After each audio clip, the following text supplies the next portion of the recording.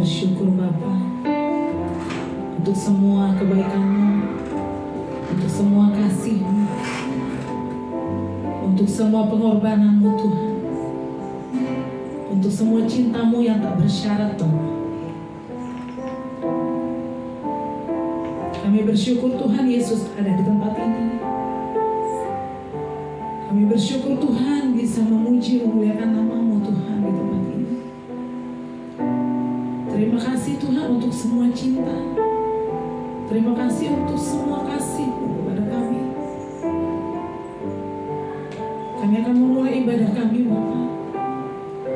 Kami mau bawa hati kami. Kami mau bawa penyembahan kami. Kami mau bernyanyi, kami mau memuji nama-Mu Tuhan di tempat ini. Tutup bungkus ruangan ini Tuhan dengan hadirat-Mu Yesus. Kami rindu Tuhan, Kau penuhi ruangan ini menjadi ruangan yang penuh dengan puji-pujian kepadamu Bapa. Terima kasih Yesus, terima kasih Tuhan. Kami mau mulai ibadah kami. Haleluya, amin.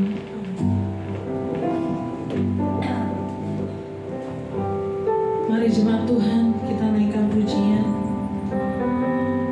Betapa cinta Tuhan sangat dahsyat untuk kita. Penyertaannya luar biasa kepada kita. Dia mati, Dia disalib, bangkit hari yang ketiga. Dan hari ini kita memperingati hari kenaikannya. Mari bawa pujianmu, mari bawa penyembahanmu.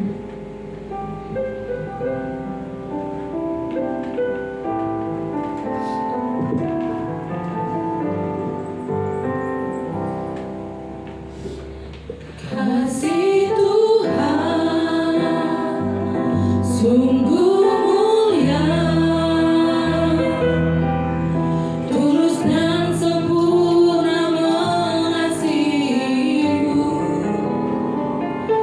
Bermoh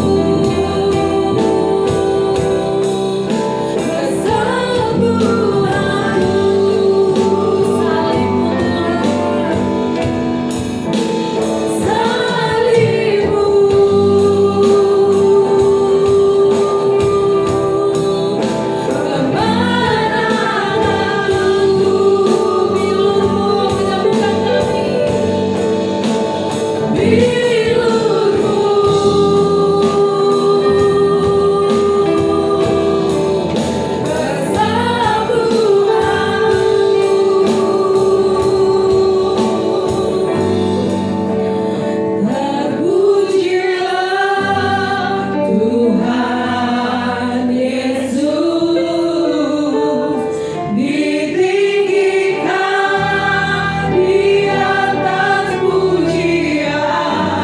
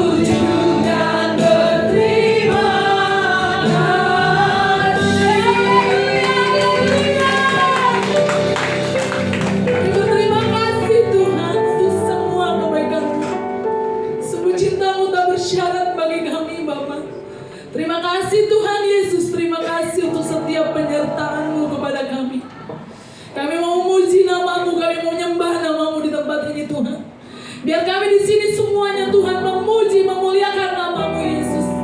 Amin, amin, amin. Amin jemaat Tuhan. Mari nikmati kebaikan Tuhan kepada kita. Mari kita bersuka cita. Apapun badai, apapun tantangan yang ada dalam hidup kita, mari kita naikkan, mari kita naikkan pujian kita kepada Tuhan. Haleluya. Haleluya. Amin. Mari semua memuji, tepuk tangan kita hanya untuk Tuhan.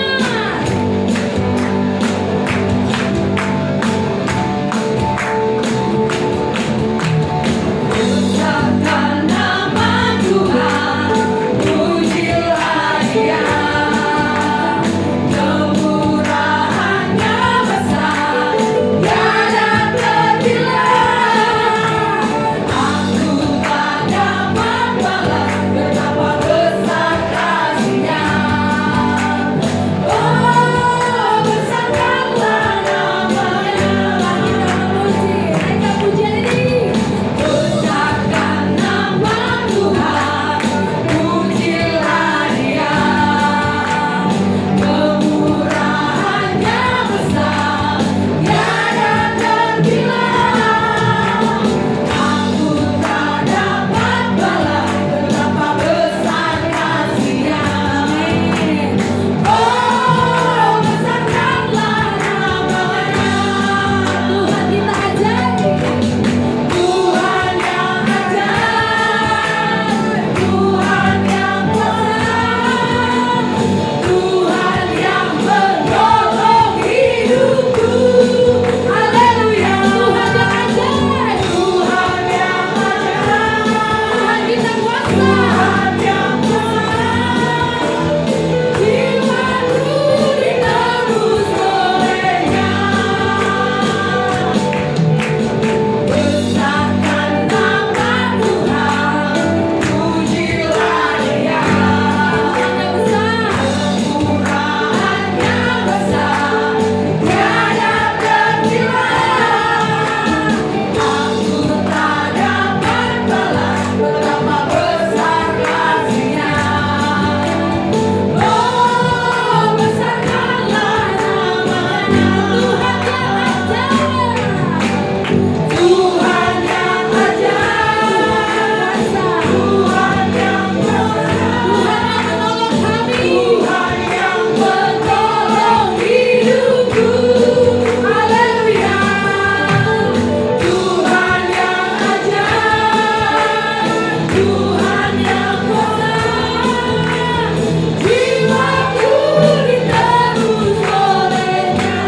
Cepat saja, Tuhan yang ajaib, Tuhan yang ajaib, Tuhan yang kuasa. Amin. Tuhan yang menolong hidupku. Haleluya. Amin. Tuhan yang ajaib, Tuhan yang kuasa, jiwaku ditebus oleh-Nya. Tuhan yang ajaib, Tuhan yang kuasa, Tuhan yang menolong hidupku. Haleluya. Tuhan yang ajaib, Tuhan yang kuasa, jiwaku ditebus oleh-Nya. Jiwaku ditebus oleh-Nya. Tuhan, jiwaku ditebus oleh-Nya.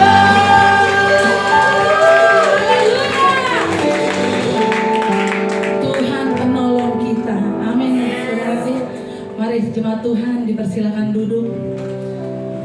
Kita akan menerima firman-Nya. Mari naikkan pujian ini.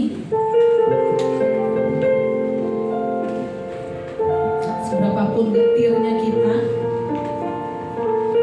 mari jemaat Tuhan duduk berdoa, tetap andalkan Tuhan, karena kita tidak bisa berbuat apa-apa.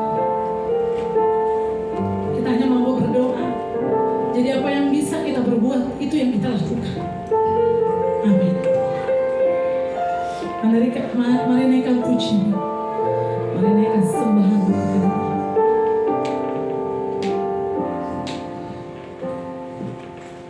Hanya kepadamu ku kan berlari, jangan aku bimbang dalam hidupku, biar ku percaya dalam hadirat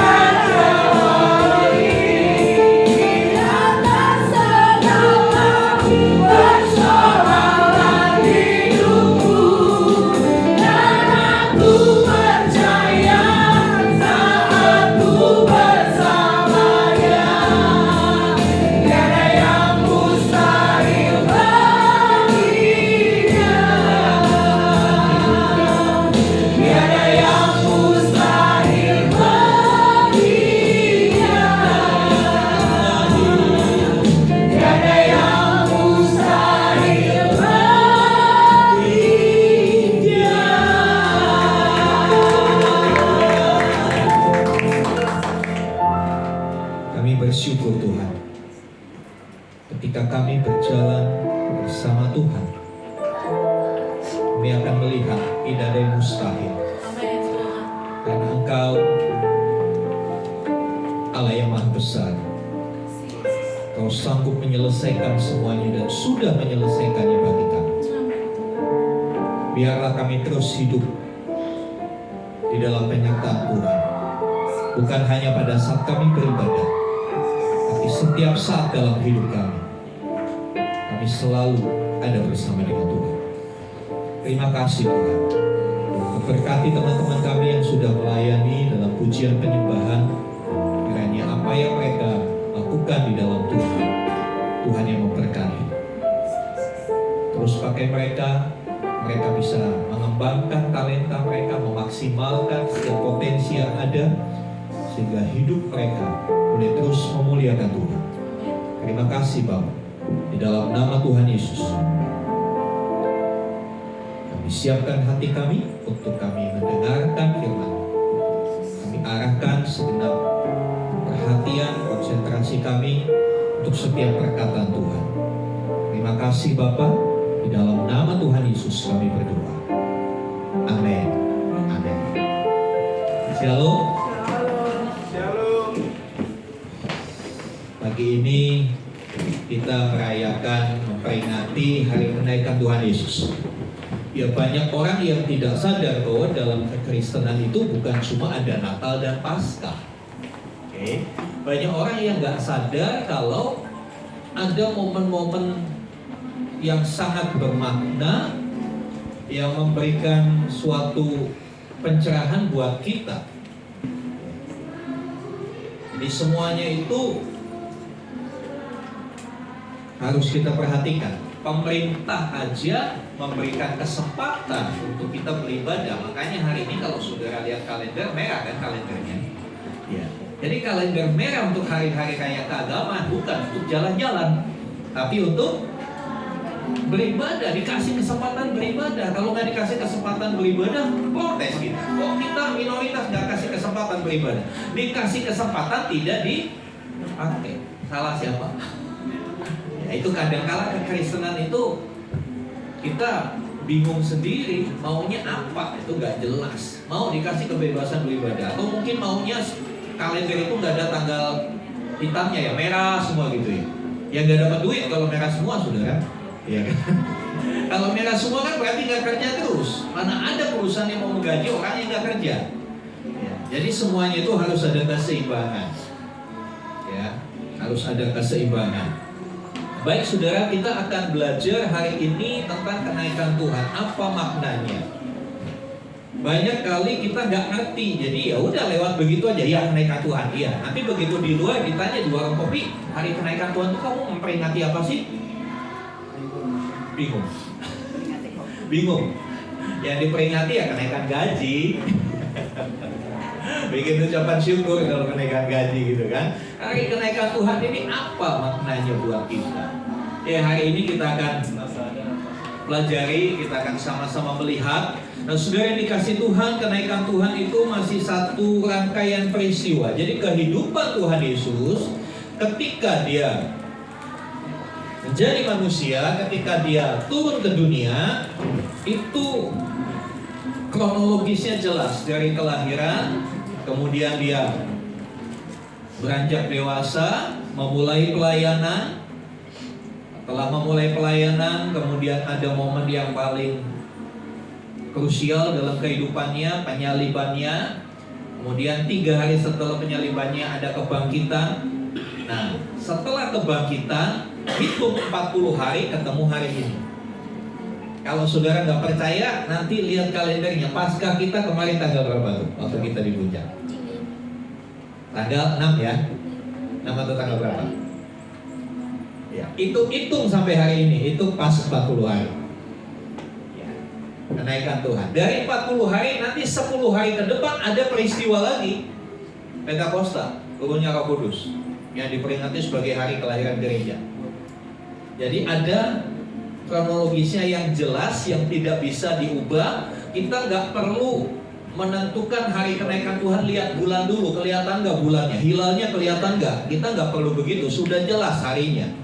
Ya, sudah jelas harinya. Nah, saudara yang dikasih Tuhan, apa yang sudah jelas kadang-kala kita mengabaikan. Ya. Setelah Tuhan Yesus mati, murid-muridnya pasti terpukul. Tokoh sentral dalam hidup murid-murid, ya apa namanya, gurunya, panutannya, tiba-tiba mati. Kalah deh. Kita gimana dong? Padahal mereka punya harapan, mereka punya kerinduan Yesus ini jadi tokoh reformasi buat Israel yang membebaskan Israel dari penjajahan Romawi pada waktu itu. Tapi ternyata ya mati. Galau dah mereka. Mereka bergalau ria seperti minggu lalu. Saya sampaikan ada orang yang udahlah pulang kampung aja lah, ngapain? Pulang kampung aja kayak Maus. Sepanjang jalan mereka ceritain itu, mereka ya bergalau-galau ria. Sampai nggak sadar Tuhan Yesus datang mendekati mereka. Nah, saudara yang dikasih Tuhan, setelah kematian ada Paskah. Di minggu pagi itu ada berita yang menghebohkan, mayat Yesus hilang. Wah, mereka panik juga. Satu belum kelar, ada lagi kepanikan yang kedua, mayat Yesus hilang. Tapi tiba-tiba Maria Magdalena melihat Yesus, berjumpa. Dan dari peristiwa kebangkitan Tuhan Yesus, kita mencatat berulang kali Tuhan Yesus menampakkan diri. Nah, peristiwa penampakan-penampakan ini yang diadopsi oleh orang-orang Indonesia mengatakan kalau neneknya opungnya udah mati 40 hari itu belum naik, masih muter sekitar rumah, makanya suka mimpi, suka ketemu. Itu sebetulnya itu tidak ada dasar kebenarannya. Itu mengadopsi, mencontoh, mengcopy paste kehidupan Tuhan Yesus. Padahal hidupnya opung boro-boro seperti Tuhan Yesus. Kelapok tua terus, iya kan? Cuma diambil sama anak cucunya. Wah, iya saya mimpi ketemu opung. Opung bilang katanya warisannya buat anak buat saya aja, yang lain nggak kebagian. Itu kan ada modus begitu. Oh, saya lihat opung lagi duduk di tempat biasa dia duduk, gitu kan? Wah, saya mimpi opung ya. Ya, lalu dia bilang, iya memang kalau 40 hari setelah kematian belum pergi, masih ada di sekitar rumahnya itu, masih ngawasin kalian. Saya mau katakan itu salah total. Yang dilihat itu setan. Saya mau katakan begitu. Yang dilihat itu setan. Karena apa? Pengalaman atau peristiwa penampakan itu hanya berlaku untuk Tuhan Yesus, tidak berlaku untuk manusia biasa. Clear ya saudara ya. Jangan mau disesatkan dengan hal-hal yang seperti itu. Nah, saudara yang dikasih Tuhan, kita kembali. Setelah Tuhan Yesus menampakkan diri, ada satu titik Tuhan Yesus naik ke surga. Kira-kira ketika kalau kita ada di dalam kondisi mereka, ketika kita ada pada zaman itu, kita juga akan seperti murid-murid dibingungkan.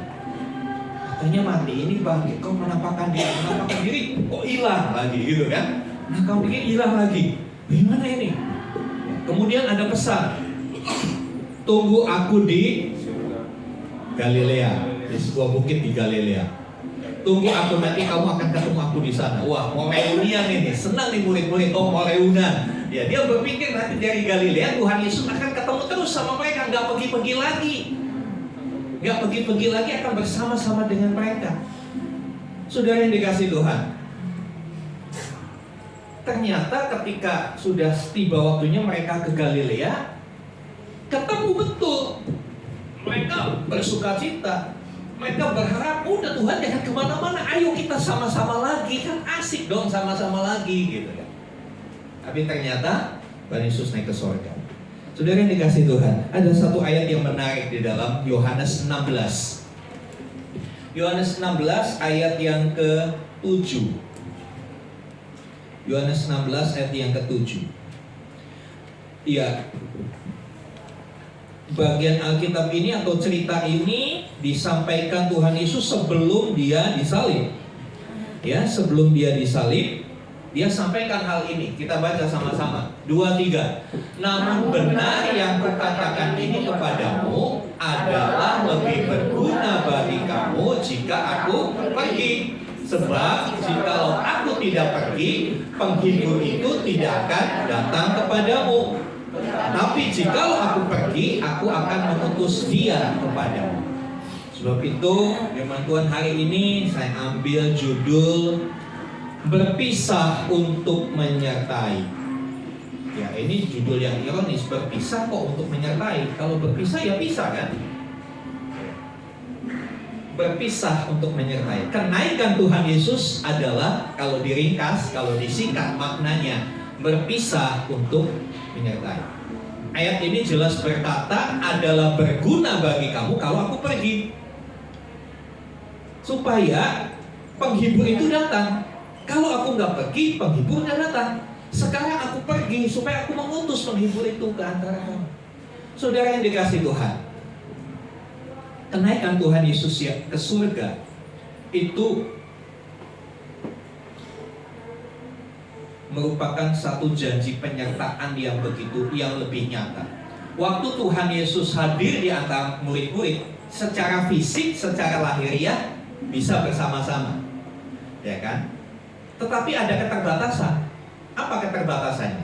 Ketika Tuhan Yesus ada di Yerusalem, murid-murid yang di Galilea nggak bisa merasakan mujizatnya, nggak bisa merasakan kuasanya.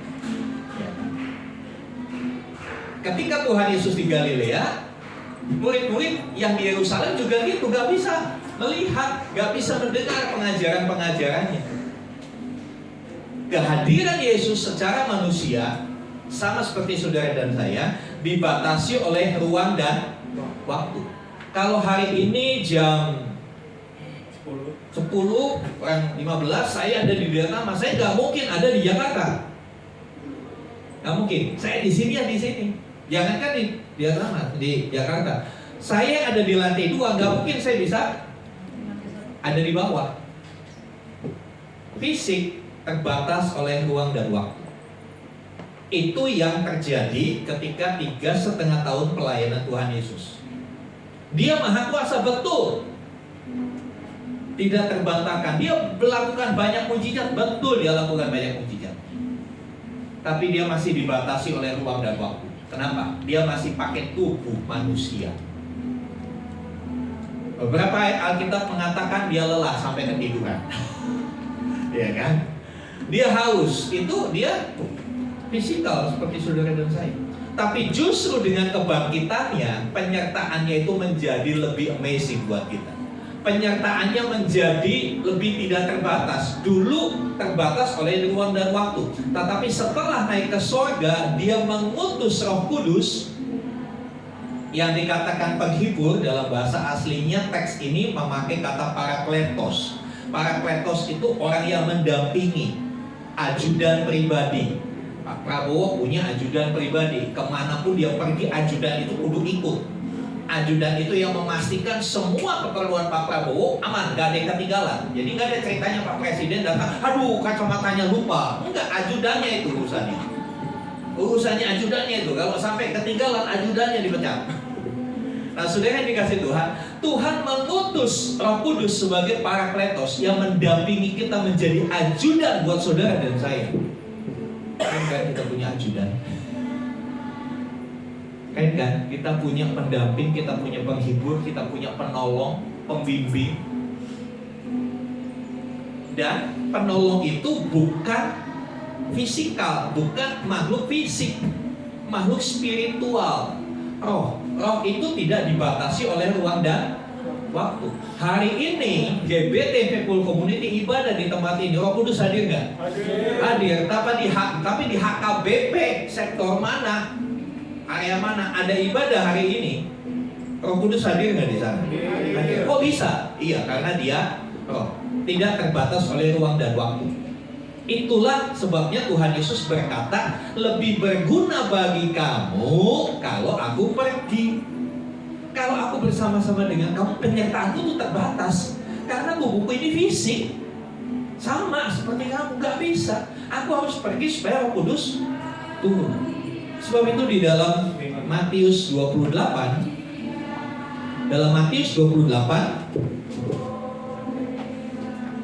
ayat yang ke-20. Dan ajarlah mereka melakukan segala sesuatu yang kuperintahkan kepadamu, dan ketahuilah aku menyertai kamu senantiasa sampai kepada akhir zaman. Aku menyertai kamu senantiasa sampai kepada akhir zaman. Ada dua kata yang menunjukkan penyertaannya itu tidak terbatas. Ada kata senantiasa. Apa sih artinya kata senantiasa? Terus menerus. Tidak pernah tidak, ya kan? Senantiasa. Roh Kudus menyertai kita senantiasa. Artinya penyertaannya itu terus menerus. Nggak ada waktu, nggak ada momen kita tidak disertai. Yang pertama. Yang kedua, aku menyertai kamu senantiasa sampai kepada akhir zaman. Ada batasannya, sampai pada akhir zaman. Kapan akhir zaman? Ya betul. Kenapa kok sampai pada akhir zaman? Karena setelah akhir zaman kita diangkat, dibawa ke tempat yang telah Dia sediakan. Di situ kita bersama-sama dengan Tuhan selama-lamanya. Jadi artinya selama kita di dunia, penyertaannya itu iya dan amin. Penyertaannya itu pasti. Walaupun kadang kita merasa sendirian. Terutama ketika lagi banyak masalah, yang pergumulan, kita merasa sendirian. Ya, kalau lagi susah kan, kadang-kala bestie-bestie kita juga susah dihubungi. Tapi kalau lagi senang, wah, gak diundang juga pada datang tuh ke rumah. Tetapi Tuhan, kita undang atau tidak, kita undang, Dia selalu menyertai kita. Dia selalu ada. Roh Kudus selalu ada. Dia available terus. Dia tersedia terus. Ajudan itu bersama-sama dengan kita terus. Nah, saudara yang dikasih Tuhan, itulah sebabnya Tuhan Yesus bilang, aku pergi, itu berguna bagi kamu. Jadi kepergiannya, kenaikannya Dia ke surga, itu memperluas cakupan penyertaannya, membuka batas-batas, membongkar batas-batas. Tadinya Dia menyertai kita terbatas, sekarang Dia menyertai kita dengan tidak terbatas. Kapanpun dan dimanapun, siapapun. Berapa banyak orang percaya hari ini di dunia? Sekian miliar. Orang percaya nggak selalu berkumpul terus kan? Seperti kita yang baru 30 orang aja nggak bisa berkumpul terus-menerus, betul nggak? Kita punya kegiatan masing-masing, punya kesibukan masing-masing. Bagaimana caranya Tuhan menyertai? Lewat Roh Kudus. Lewat Roh Kudusnya Dia menyertai ketika saudara di tengah pekerjaan, ketika saudara lagi mungkin pulang kampung, ketika saudara lagi masak, mungkin ketika saudara lagi belanja ke warung, Dia ada bersama-sama terus. Dia nempel dengan kita. Jadi ketika Dia naik ke surga, itu bukan berarti Dia meninggalkan kita. Yang berbeda adalah caranya Dia menyertai. Yang berbeda adalah dimensi yang Dia pakai. Bukan lagi Dia menggunakan penyertaan secara fisik, ya, tapi Dia menyertai kita dalam alam adikodrati, dalam alam spiritual. Ya. Saudara yang dikasih Tuhan,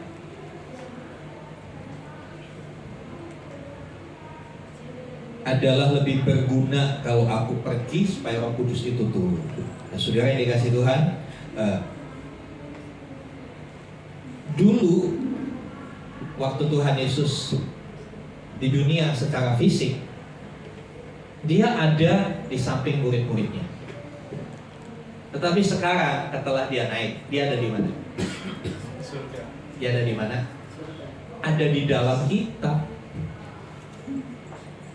Rohnya ada di dalam kita. Rohnya ada di dalam kita. Mungkin saudara bingung dengan statement saya. Saya kasih penjelasan begini. Saudara tahu sinyal? Tahu. Bisa lihat sinyal? Enggak. Bisa pegang sinyal? Enggak. Tapi saudara bisa bilang, aduh nggak ada sinyal, ya kan? Dari mana saudara tahu nggak ada sinyal? Tanda-tanda. Dari perangkat ini kan? Ya. Dengan perangkat ini kita bisa tahu ada sinyal atau Tidak. tidak. Ya. kita bisa tahu ada sinyal. Padahal kita nggak pegang sinyal. Ada di sini yang bisa lihat sinyal, matanya tuh luar biasa. Sinyal nggak kelihatan, nggak bisa dipegang, tapi kita bisa tahu ada atau tidak. Dan kita bisa merasakan manfaat dari sinyal itu. Dengan sinyal, sementara saudara dengar khotbah, saudara bisa balas WA. Dengan sinyal, ya, dengan adanya sinyal, ya, sementara saudara dengar khotbah bisa sambil lihat TikTok.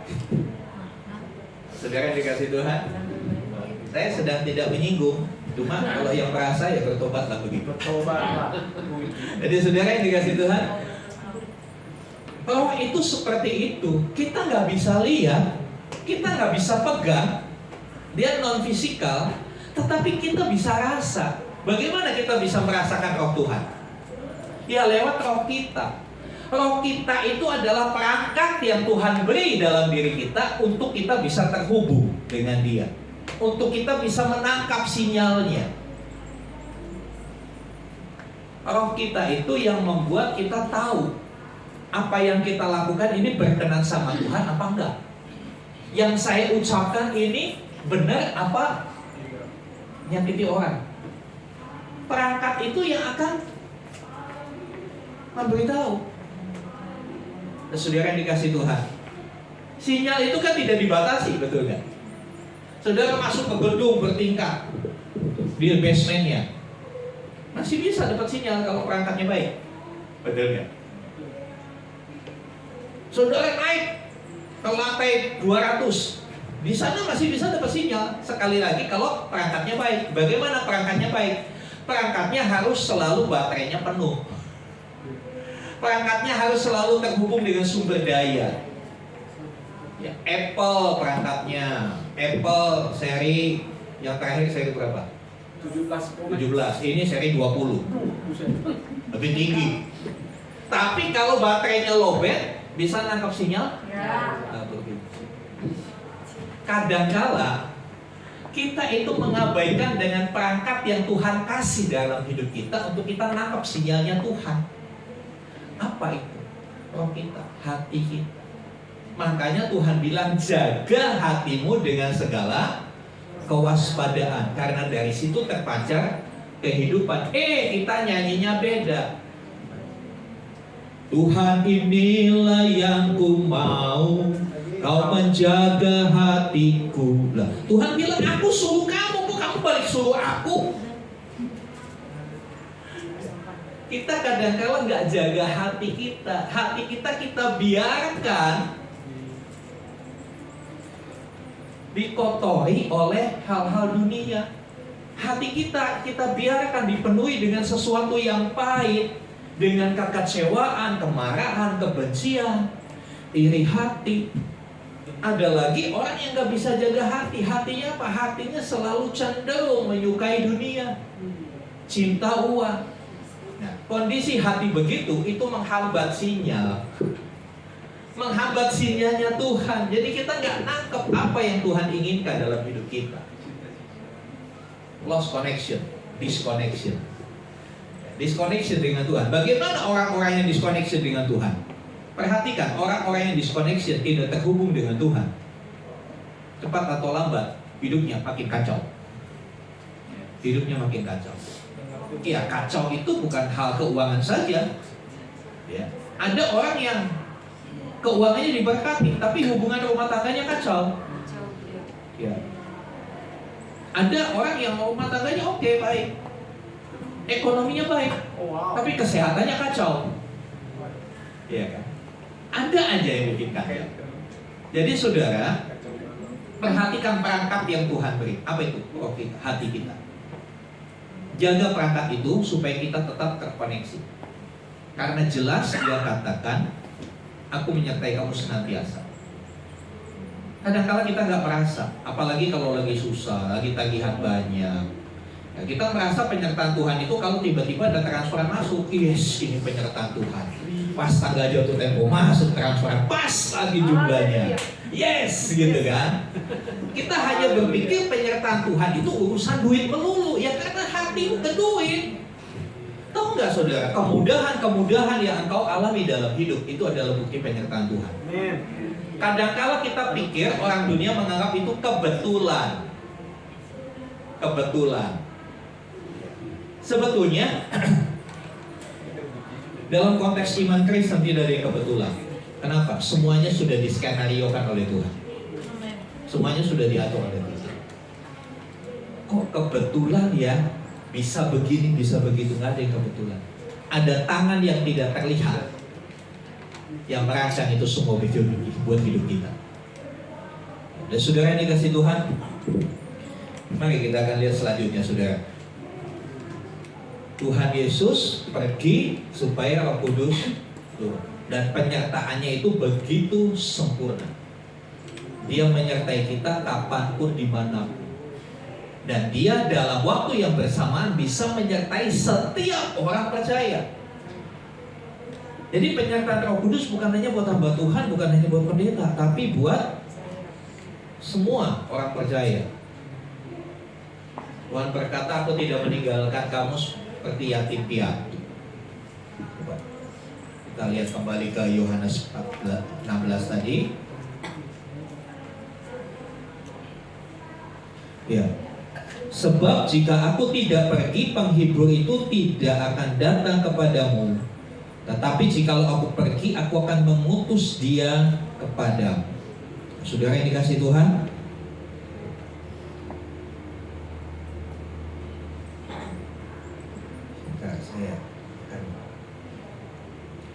Yohanes 14 ayat 18. Yohanes 14 ayat 18. Ya, di Yohanes 14 di awal Tuhan Yesus berkata, aku akan pergi kepada Bapa, nyiapin tempat bagi kamu. Kalau tempatnya udah siap, aku akan datang jemput kamu. Ya. Kemudian ayat yang ke-18 dikatakan di sana, aku tidak akan meninggalkan kamu sebagai yatim piatu. Aku akan datang kembali kepadamu.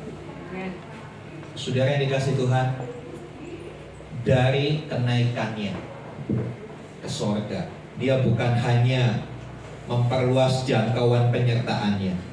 Dia bukan hanya menjadikan kehadirannya itu tidak terbatas, tapi ada satu hal, ada satu janji yang dia berikan, ya, aku tidak akan meninggalkan kamu sebagai yatim piatu. Ada roh penolong, ada penolong yang akan diutus untuk menolong orang percaya. Perkataan penolong, kita perlu ditolong nggak, saudara? Perlu ditolong. Tapi utamanya, kita ingat sebelum Tuhan Yesus naik ke sorga, ya, ada satu percakapan di Kisah Rasul 1. Kita lihat Kisah Rasul 1. Ada percakapan dengan murid-muridnya, ya, ketika mereka udah reunian tuh di Bukit Zaitun di Galilea. Udah ketemu tuh 11 murid. Kok 11? Yang satu kemana? Bunuh diri, Judas. Ya. Ayat 9, ayat 6.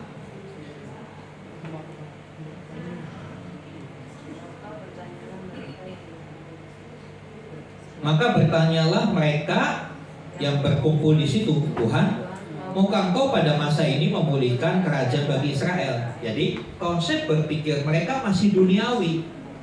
Setelah Tuhan Yesus bangkit, setelah Tuhan Yesus menampakkan diri dengan tubuh yang lain yang tidak tersentuh itu, yang bisa menghilang itu, tapi cara berpikir mereka masih duniawi. Mereka masih ingin dibebaskan dari penderitaan dunia. Pada waktu itu tentu orang Israel sangat menderita di bawah jajahan Romawi, sehingga mereka bilang, Tuhan, maukah kamu pada masa ini memulihkan kerajaan bagi Israel? Perhatikan jawaban Tuhan Yesus. Engkau tidak perlu mengetahui masa dan waktu yang ditetapkan Bapa sendiri menurut kuasanya. Tetapi kamu akan menerima kuasa kalau Roh Kudus turun ke atas kamu, dan kamu akan menjadi saksiku di Yerusalem dan di seluruh Yudea dan Samaria dan sampai ke ujung bumi. Kenaikannya ke sorga membuka penyertaan yang lebih luas, lebih tidak terbatas. Tetapi penyertaan Tuhan bukan untuk membuat kita tenang, bukan untuk membuat kita menikmati dunia. Ada Tuhan Yesus, tenang, santai-santai, gak ngapa-ngapain, ya, hidup nyaman, ya. Penyertaan Tuhan itu supaya kita juga menerima kuasa. Kamu akan menerima kuasa. Kuasa untuk apa? Kuasa untuk menjadi saksi. Kuasa dalam bahasa aslinya itu dunamis. Dunamis kemudian berkembang menjadi kata dinamit. Kuasa itu satu potensi, suatu tenaga, suatu energi yang besar yang memampukan kita melakukan sesuatu. Kalau dinamit itu kan gedung sebesar iron aja kalau dikasih dinamit bisa hancur. Ada tenaga yang luar biasa. Ya, saudara yang dikasih Tuhan, tenaga itu adalah kemampuan ilahi yang diberikan kepada setiap orang percaya. Kemampuan untuk apa?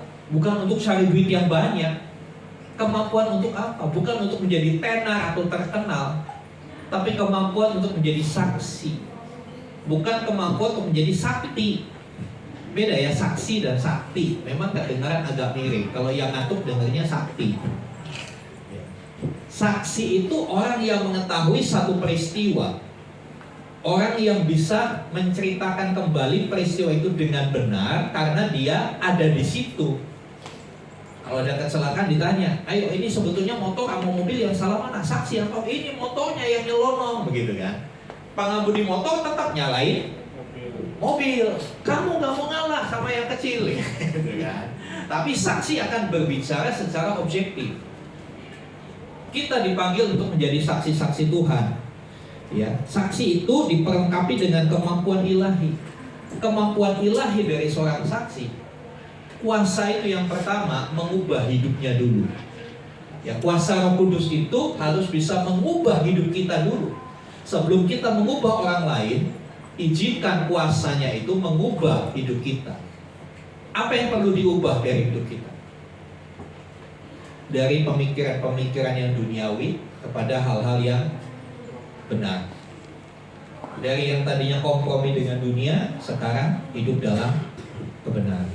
Dari yang gampang galau, sekarang lebih beriman, lebih kuat. Itu yang harus diubah. Kuasa Roh Kudus utamanya itu untuk mengubah hidup kita, mengubah cara berpikir kita, mengubah cara kita berkata-kata, mengubah cara kita berperilaku. Setelah hidup kita berubah, barusan kita bilang, barusan kita bisa bicara sama orang bahwa kuasanya itu luar biasa. Saya dulu begini, sekarang begini. Perhatikan murid-murid.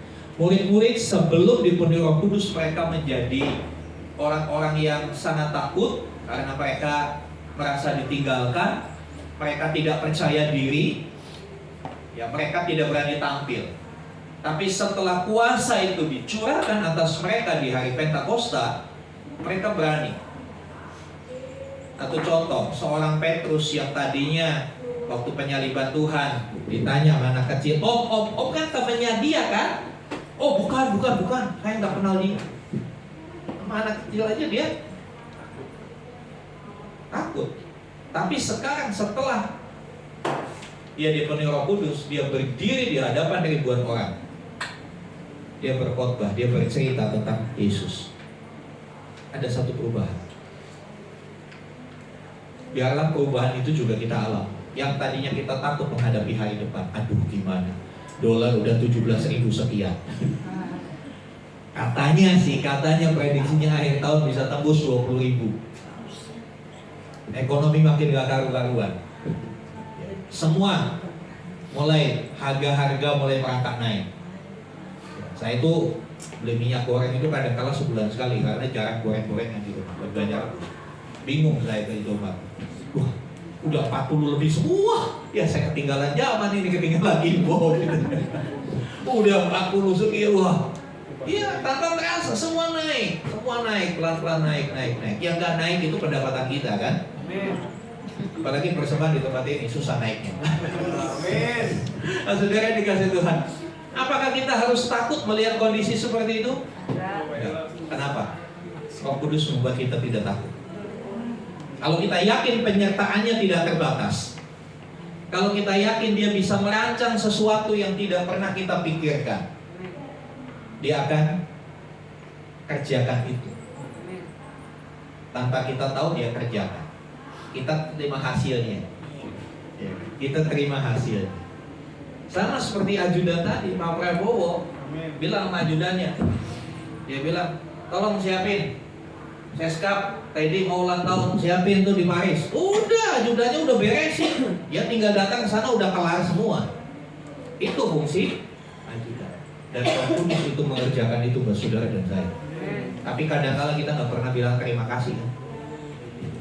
Kita nggak pernah berterima kasih sama Roh Kudus. Kita adanya Pak nuntut terus. Kita adanya Pak pulang terus. Padahal dia udah lakukan banyak hal untuk hidup kita. Dan kuasa itu ada dalam diri kita. Kuasa yang membuat kita tetap kuat di tengah masa yang susah. Kuasa yang membuat kita seperti pujian tadi, terbang seperti Raja Wali. Mungkin kita di zaman sekarang yang tinggal di kota terlalu abstrak berkata terbang tinggi seperti Raja Wali. Kita nggak pernah lihat burung, burungnya dalam sangkar semua kalau di kota kan. Nggak pernah lihat burung terbang tinggi, burungnya di kandangnya semua, saudara. Betul, Pak. Ya kan? Tapi kalau saudara yang belum pernah lihat burung Raja Wali, nanti coba lihat di YouTube Raja Wali yang terbang. Nanti saudara tahu bagaimana Raja Wali itu begitu kuat. Raja Wali yang terbang itu, ya, ketika di ketinggian tertentu, dia itu nggak ngepakin sayapnya. Kenapa? Dia memanfaatkan tenaga angin. Dia memanfaatkan tenaga angin yang mendorong dia. Jadi dia nggak ngapa-ngapain, dia cuma retakan sayapnya gitu. Seharusnya kita menjadi seperti itu. Kita menjadi orang Kristen Raja Wali. Yang perlu kita lakukan menghadapi badai, bukannya kita panik. Yang perlu kita lakukan ketika kita menghadapi badai, berlakulah seperti Raja Wali. Raja Wali ketika ketemu badai, dia nggak panik, nggak kepak-kepakin sayapnya, dia cuma begini. Bisakah kita ketika menghadapi badai gini, kita berkata begini, Tuhan aku berserah, kuasa-Mu yang membawa aku naik terbang. Kadang-kala ketika ada masalah, ini kita berjalan duluan. Kalau begini gimana? Kalau begini gimana? Akhirnya pusing sendiri, bingung sendiri, tambah kacau. Maka ketika ada masalah, pop.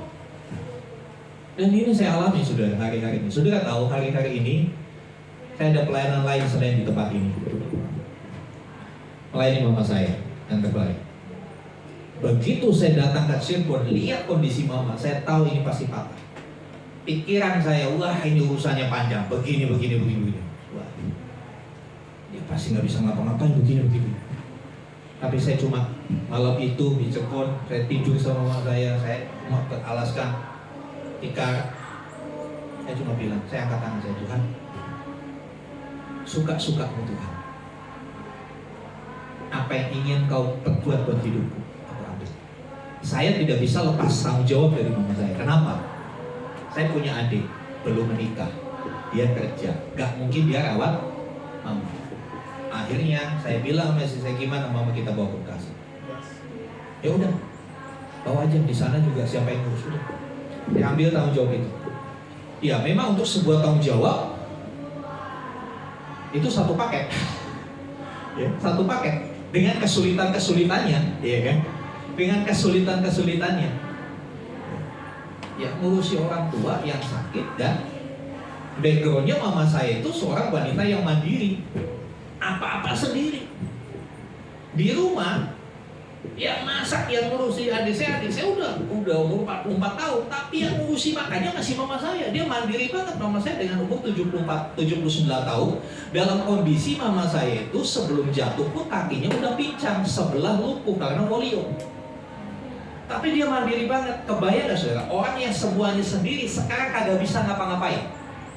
Mentalnya dia, oh ya, ini gak bisa, itu gak bisa, mau apa-apa mesti diurusin. Tapi saya katakan sama Tuhan, Tuhan aku mau naik seperti Raja Wali. Aku mau memanfaatkan kesulitan ini untuk aku naik terbang. Aku tidak mau terpuruk dengan kondisi seperti ini, tapi aku mau merentangkan tangan. Bawa aku naik terbang. Ketika saudara menghadapi masalah, apa respon pertama kita? Marah? Kecewa? Komplain sama Tuhan? Tuhan, saya sudah rajin, saya sudah melayani, kok begini? Mari saudara, ingat, kita punya asisten, kita punya ajudan. Dia akan menolong kita 24 jam. Ya, kalau ajudannya Pak Prabowo itu ada beberapa, jadi gantian shift, ya kan? Mungkin yang siang si A, berikutnya lain lagi gitu kan. Tapi Roh Kudus menjadi ajudan kita, menjadi Parakletos itu 24 jam, all the time. Dia nggak bilang, waktu kita minta tolong bentar, saya lagi ke toilet dulu, enggak. Roh Kudus nggak pernah ninggalin kita sedetik pun. Nah, saudara yang dikasih Tuhan, biarlah kita seperti Paulus berkata dalam Filipi 4 ayat 13, aku dapat menanggung segala perkara di dalam Dia yang memberi kekuatan kepadaku. Ketika persoalan datang, ketika masalah datang, biarlah ayat ini kita ucapkan. Aku dapat menanggung semuanya. Karena apa? Bukan karena aku yang kuat, karena Dia yang memberikan kekuatan. Dia yang memberikan kekuatan. Itu yang kami alami, itu yang saya alami hari-hari. Ada kekuatan, ada pertolongan. Pertolongannya gimana? Saya dipertemukan dengan orang-orang baik. Saya dipertemukan dengan orang-orang yang baik, yang mensupport saya bisa-bisa. Saudara pikir itu kebetulan? Enggak. Itu Roh Kudus yang kerjakan. Roh Kudus gerakan hati orang itu bantu saya. Roh Kudus gerakan dokternya. BPJS masuk hari Minggu, Senin langsung operasi. Itu ceritanya gimana? Nggak pakai waktu tunggu. Biasanya kan antriannya ada. Udah lagi BPJS mama saya baru tahu kemarin BPJS-nya PBI lagi. Tahu PBI yang dibayarin pemerintah, artinya yang gratisan itu. Tahu sendiri kan yang gratisan? Kalau ngantri paling belakang. Tapi sekali lagi, selalu ada jalan. Selalu ada kemudahan yang Tuhan buat. Saya tahu itu Roh Kudus yang kerja. Itu Parakletos saya. Dan biarlah makna kenaikan Tuhan ini membuat kita berdiri teguh, membuat kita tidak usah takut lagi dengan apapun yang akan kita hadapi. Amin. Mungkin minggu depan, bulan depan ada masalah yang besar menghantam saudara. Tapi seperti Raja Wali, ketika badai datang, dia merentangkan sayapnya. Kita gak punya sayap, kita punya tangan. Rentangkan tangan kita dan berkata, Tuhan, aku berserah. Tuhan, ke dalam tangan-Mu aku serahkan hidup. Engkau yang berdaulat penuh atas hidup. Saudara yang dikasih Tuhan, kita diutus untuk menjadi saksi, untuk menceritakan kebaikan Tuhan, untuk menceritakan apa yang sudah Tuhan kerjakan dalam hidup kita. Ya, di keluarga jadilah saksi Kristus, di pekerjaan jadilah terang, hiduplah berintegritas, di tengah masyarakat jadilah berkat, ya. Di tengah dunia yang gelap, bawalah terang itu ke dalam dunia. Kegelapan dunia itu nggak bisa ditangking. Banyak kali orang karismatik itu kebangetan deh. Dalam nama Tuhan Yesus, kegelapan pergi, karena pergi kegelapan itu pergi, hadirkan terang. Saya kasih contoh begini. Mati lampu. Gelap kan? Gelap. Coba usir. Dalam nama Yesus, gelap pergi. Pergi nggak? Caranya gimana? Hadirkan terang. Ketika hadirkan terang, gelapnya mana? Hilang. Pergi sendiri kan? Kalau di kantor saudara banyak kegelapan, ya, jadilah terang di situ. Jangan ikut perilaku mereka, gitu loh maksudnya. Kalau saudara tinggal di lingkungan yang main judi, nggak usah ditengking yang judi. Apalagi lagi main kartu, dalam nama Yesus pergi. Yang ada saudara di sandal, saudara di pakai sandal. Caranya gimana? Yang pertama, jangan ikut perbuatan kegelapan itu. Jangan mencemplungkan diri, istilahnya Alkitab. Jangan mencemplungkan diri, jangan ikut-ikutan. Paling tidak kalau saudara nggak ikut, sudah berkurang satu pemain judi. Amin. Ya kan? Pelan-pelan kegelapan akan sirna dalam terang. Makanya saya suka ngobrol begini. Memberantas narkoba itu gampang banget. Nggak perlu badan BNN, nggak perlu. Itu hanya ngabisin di negara doang. Digaji kagak ada kerjanya. Bandar masih tetap jalan, narkoba masih tetap jalan. Caranya gimana? Bakar. Fokus on family. Kalau setiap keluarga bisa menjaga anak-anaknya, bisa menjaga semua yang ada dalam keluarga itu untuk tidak konsumsi narkoba, itu yang jualan narkoba alih profesi. Kenapa? Orang jualan akan terus berjualan kalau ada untungnya. Iya, betul. Kalau banyak yang beli, tapi kalau udah nggak ada yang beli, daripada jual narkoba, jualan telur aja banyak yang beli. Ya kan? Tahu nggak saudara, bandar besar narkoba dia nggak pakai narkoba itu. Kalau dia pakai, otaknya error, saudara. Saya katakan, pemberantasan narkoba itu simpel dari keluarga kita, dari anak-anak kita. Pastikan anak-anak kita tidak pernah sentuh barang itu. Dengan keluargamu tidak ada yang menjadi tidak ada yang mengkonsumsi narkoba, paling enggak tuh penjual kurang satu pelanggan. Kurang satu pelanggan, nanti keluarga lain gak ikut lagi, kurang 2 pelanggan, lama-lama habis pelanggannya, barangnya nggak laku. Kalau barangnya nggak laku gimana? Dia kan nggak makan. Orang berjualan kan tujuannya untung, dapat duit. Kalau barang jualannya nggak laku, nggak dapat duit, ya udahlah, ganti aja jualan kopi. Ya, ganti aja jualan lapet, ya kan? Sesederhana itu kan, saudara. Sesederhana itu. Dimulai dari kita, dimulai dari hal yang kecil. Musuh itu satu negara. Kalau satu keluarga berhenti mengkonsumsi narkoba, keluarga yang lain, satu RT bebas narkoba, ya kan? RT bebas narkoba, satu RW bebas narkoba. Lalu satu kelurahan, satu kecamatan, satu kabupaten, satu kota, satu negara bebas narkoba. Sesederhana itu. Jadi caranya memberantas gelap itu ya hadirkan terang. Jangan ikut-ikutan. Jangan ikut-ikutan. Kalau kita ikut-ikutan nambahin gelapnya, tambah gelap nantinya. Jadi saudara yang dikasih Tuhan, biarlah makna kenaikan Tuhan ini membuat kita satu, kita menjadi pribadi yang kuat. Ketika menghadapi apapun, ingat, kita gak pernah sendiri. Jangan pernah merasa sendiri. Jangan pernah merasa lonely. Karena dia ada dengan kita. Dia pribadi yang bisa kita ajak komunikasi. Dia pribadi yang bisa mengerti keadaan kita. Dan yang kedua, biarlah makna kebangkitannya, kenaikannya, makna kenaikan Tuhan Yesus ke surga menjadikan kita benar-benar saksi yang efektif. Ceritain kebaikan Tuhan, ceritain.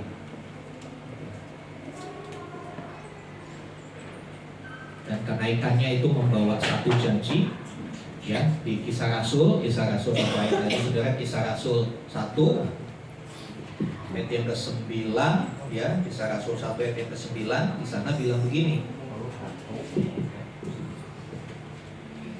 Kisah Rasul 1 ayat yang 9. Sesudah ia mengatakan demikian, terangkatlah ia disaksikan oleh mereka dan awan menutupinya dari pandangan mereka. Ayat 10.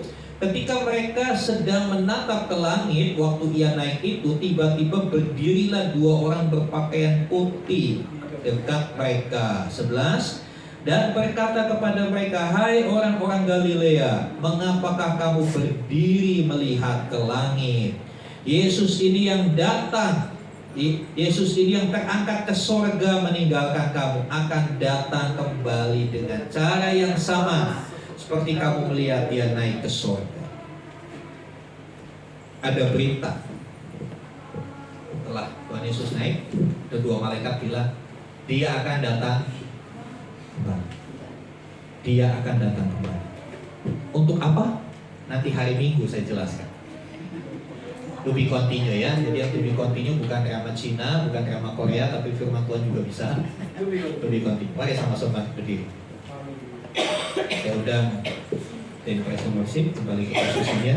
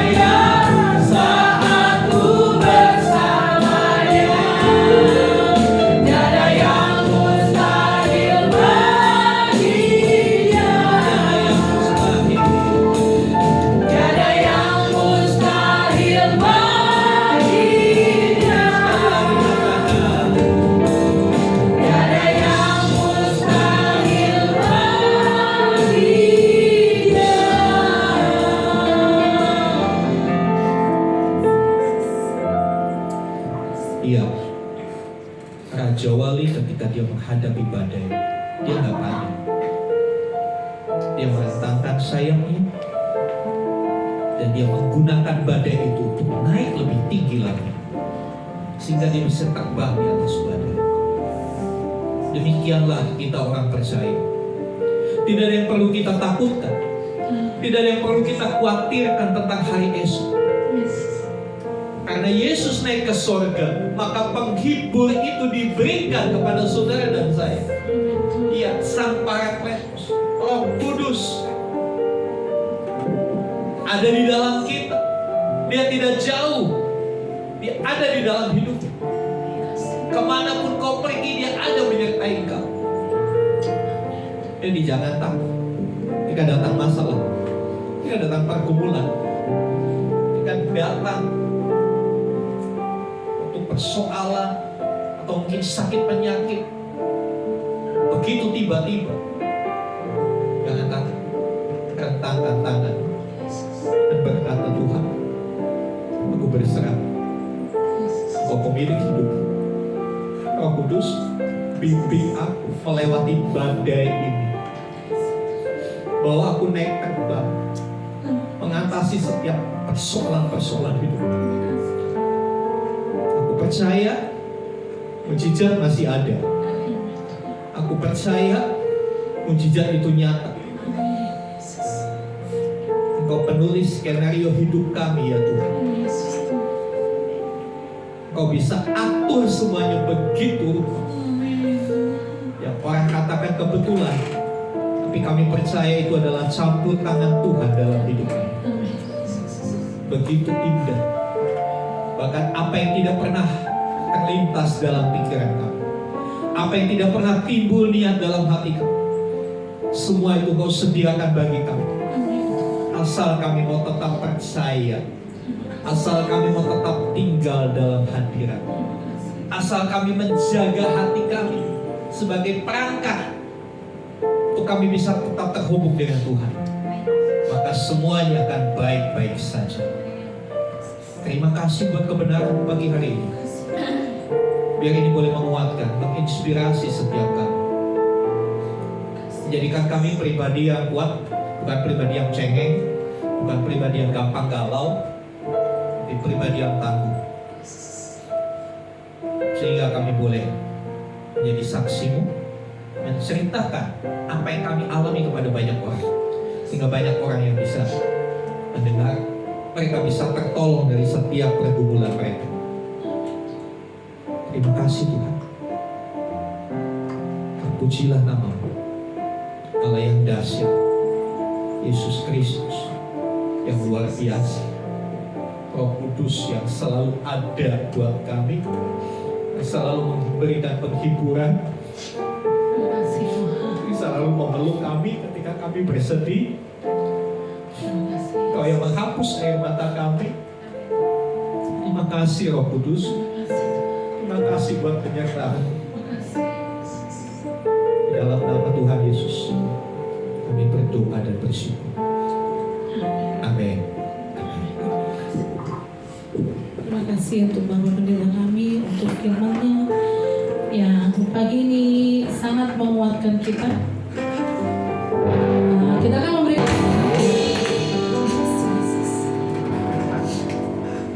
Mari kita bersatu di dalam doa. Ya Allah Bapa kami yang di surga, terima kasih Bapa, terima kasih Putra Roh Kudus, terima kasih atas penyertaan-Mu Bapa, dan terima kasih juga atas kasih karunia-Mu. Hingga saat hari ini Bapa, kami telah ada sampai saat ini dengan keadaan sehat saja Bapa. Tuhan, mungkin ada dari saudara-saudara kami yang tidak dapat hadir hingga saat ini Bapa, yang mungkin mereka lagi dalam keadaan sakit ataupun berkalangan Bapak. Tuhan, tetap berkatilah mereka Bapak, dan sehat-sehatkanlah mereka Bapak, agar kami dapat bertemu lagi di hari Minggu ini Tuhan. Tuhan, mungkin ada sedikit persembahan yang kami berikan kepadamu Bapak, terimalah dengan segenap hati Bapak. Di dalam nama Tuhan Yesus Kristus kami berdoa dan mengucap syukur. Amin. Amin. Terima kasih. Bapa kami yang kami sembah di dalam nama Tuhan Yesus Kristus, Pagi hari ini kembali kami datang di hadapan mengucap syukur. Kalau kami boleh ada, kami boleh bersama-sama untuk beribadah, memperingati kenaikan Tuhan Yesus Kristus. Biarlah setiap firman Tuhan yang pagi hari ini kami boleh dengar, Roh Kudus yang senantiasa memberikan kami pengertian yang baru, Roh Kudus yang senantiasa menanamkan di dalam hati kami, sehingga setiap firman Tuhan yang kami dengar pada pagi hari ini, kami boleh belajar untuk kami menjadi pelaku-pelaku akan kebenaran untuk Tuhan. Biar setiap firman Tuhan sungguh-sungguh tertanam di dalam hati kami, berakar, bertumbuh dan berbuah di setiap langkah kehidupan kami. Terima kasih Bapa surga, sehingga kami boleh terbiasa untuk kami menjadi pelaku-pelaku akan kebenaran untuk Tuhan. Terima kasih Bapak, kami ucap syukur buat gembala kami Bapak Obaja Irawan yang telah memberitakan firman-Mu pada pagi hari ini. Kami sepakat berdoa biar kekuatan dan kesehatan dan penghiburan menyertai gembala kami Tuhan Yesus di dalam tanggung jawab yang baru untuk merawat mamanya. Kami percaya bahwa gembala kami tidak berjalan sendiri, tidak melayani Oma sendiri, tetapi Roh Kudus yang senantiasa memberikan kekuatan dan Roh Kudus yang senantiasa menemani di dalam merawat orang tua dari gembala kami Tuhan. Terima kasih Bapak surga, kami percaya bahwa damai sejahtera Allah yang melampaui segala akal sudah menyertai gembala kami bersama dengan keluarga, Budia bersama dengan kedua putrinya Tuhan, sehingga mereka boleh bergandeng tangan sehati untuk melayani Oma yang saat ini di dalam pemulihan. Terima kasih Bapak, kami percaya Tuhan juga memberkati Oma sehingga di dalam pemulihan ini ada semangat, ada kekuatan yang dari Tuhan, ada pengharapan di dalam Tuhan Yesus Kristus, sehingga Oma boleh berjalan pemulihan semakin baik. Terima kasih Bapak, kami ucap syukur untuk setiap saudara-saudara kami yang hari ini boleh melayani di tempat ini Tuhan Yesus. Kami berdoa bila Tuhan yang senantiasa mengerti akan setiap isi hati dari setiap saudara-saudara kami, dan memberkati pelayanan kami, dan juga memberkati setiap talenta dan potensi yang Tuhan berikan bagi kami, sehingga setiap tanggung jawab yang Tuhan berikan di tengah-tengah pelayan di tempat ini, mereka boleh sungguh-sungguh memberikan hidupnya untuk Tuhan. Terima kasih Bapak, kami menyerahkan untuk seluruh jemaat yang hari ini bersama-sama dengan kami. Kami percaya kami diberkati melalui setiap pujian dan penyembahan kami. Kami juga diberkati melalui benih firman Tuhan yang pagi hari kami boleh dengar, sehingga di dalam melanjutkan kehidupan kami hari ini ke depan, kami tidak pernah takut, kami tidak pernah khawatir, karena kami berjalan bersama dengan Tuhan yang ajaib. Terima kasih Bapak surga, terima kasih Roh Kudus. Pertolongan Tuhan yang senantiasa tidak pernah terlambat berlaku bagi setiap kami Tuhan. Terima kasih Bapak. Terima kasih Roh Kudus. Kami juga berdoa untuk pertemuan kami, gembala kami bersama dengan hamba-Mu untuk bertemu dengan pemilik ruko ini, Bu Lumina. Biarlah hari besok kami boleh bertemu dan kami boleh menghadirkan Tuhan, sehingga setiap pembicaraan kami untuk perpanjangan ruko boleh berjalan dengan baik. Bahkan kami ucap syukur pendanaan yang telah Tuhan cukupkan bagi kami. Biarlah Tuhan yang senantiasa terus memakai tempat ini untuk kemuliaan nama Tuhan. Terima kasih Bapak surga. Kami juga menyerahkan untuk lingkungan di mana kami tinggal, ruko ini Tuhan Yesus. Kami memberkati tenaga kiri kanan kami. Kami memberkati untuk kota kami Delnamas. Kami juga memberkati untuk bangsa dan negara kami Tuhan. Terima kasih Bapak. Kami juga mengucap syukur. Kami berdoa untuk setiap jemaat yang tidak bisa hadir bersama-sama dengan kami pada pagi hari ini. Seperti Tuhan telah memberkati kami, demikian juga Tuhan juga memberkati setiap mereka. Apapun yang menjadi aktivitas mereka dan pergumulan mereka, satulah kami percaya bahwa Tuhan yang senantiasa menolong, yang sakit Tuhan sembuhkan, yang senantiasa terbeban Tuhan angkat, dan kami percaya penyertaan Tuhan yang sempurna menyertai seluruh jemaat yang tidak bisa bersama-sama dengan kami pada pagi hari ini. Terima kasih Bapak surga dan Maha Kudus. Kami bersyukur pada pagi hari ini. Kami menyerahkan, kalau sebentar lagi kami akan pulang. Seperti Tuhan telah menyertai perjalanan kami dari rumah kami sampai tempat ini dengan selamat, demikian juga ketika kami pulang, damai sejahtera Allah yang melampaui segala akal menyertai seluruh jemaat yang ada bersama-sama dengan kami pagi hari ini. Terima kasih Bapak. Sebelum kami pulang, kami rindu menerima berkat melalui hamba-Mu. Bapak, kami juga berdoa untuk Bapak Simangunso, Bapak Jevan yang sakit. Tuhan biar melalui apa yang dialami, Tuhan yang menyelamatkan jiwanya. Biar melalui apa yang dia alami, kehadiran Kristus boleh nyata di keluarga ini. Bukan hanya kesembuhan, tapi keselamatan boleh terjadi di keluarga ini. Berkati Tania dan Jevan, dan mereka boleh tetap kuat menghadapi persoalan pergumulan yang harus mereka lewati. Terima kasih Tuhan. Akhirnya Bapak Ibu Saudara, mari buka hatimu, angkat tanganmu, dan sekarang terimalah rahmat anugerah dari Bapa di surga, di dalam kasih dan karya Tuhan Yesus Kristus yang telah menyelamatkan kita, bersama-sama dengan Roh Kudus, penolong, penghibur yang setia. Terimalah berkat-berkat jasmani, lebih lagi berkat rohani. Diberkatilah apapun yang engkau kerjakan, diberkatilah pendidikan, biar semuanya itu mendatangkan kecukupan buat hidupmu dan keluargamu, dan melalui berkat Tuhan engkau juga boleh menjadi berkat bagi banyak orang. Diberkatilah imanmu semakin teguh, semakin berakar, bertumbuh dan menghasilkan buah. Dan biar pengharapanmu makin kokoh di dalam Kristus. Dan biarlah perbuatan kasihmu semakin nyata kepada setiap orang, sehingga Kristus dimuliakan. Dimanapun Tuhan menempatkan kita, kita boleh menjadi berkat. Karena itu pergilah, jadikanlah semua bangsa muridmu. Baptislah mereka dalam nama Bapa, Anak, dan Roh Kudus, dan ajarlah mereka melakukan segala sesuatu yang telah kuperintahkan kepadamu. Dan ketahuilah aku menyertai kamu senantiasa sampai kepada akhir zaman. Demikianlah Tuhan Yesus akan datang kembali, menjemput kita, membawa kita masuk ke tempat yang telah Dia sediakan. Supaya di mana Tuhan Yesus berada, di situ pun kita boleh berada bersama-sama dengan Dia. Terima kasih Tuhan. Dengan penuh syukur kami terima berkat-Mu ya Bapa. Di dalam nama Tuhan Yesus Kristus. Yang percaya katakan amin. Kiranya Engkau memberkati aku berlimpah-limpah dan